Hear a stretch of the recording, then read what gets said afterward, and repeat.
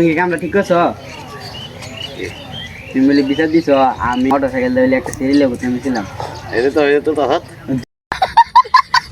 তুমি তো কামটা ঠিক করছো না, তুমি তো বেটার বাদ দেনা রাইতে না দিলে নাই, রাত থেকে বাদ দেনা। মানে তুমি কি কামটা ঠিক করছো? দিলে তো না দিলে নাই, না দিলে মারি খাক।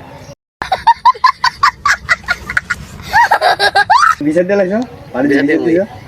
দিয়ে মই তুমি কি দেখে বিচার দিছিলা না না আগে দেখে দিছিলা? হ্যাঁ এটা বুয়া কথা বল। মানে কও তুমি কি কামটা ঠিক করছো নি?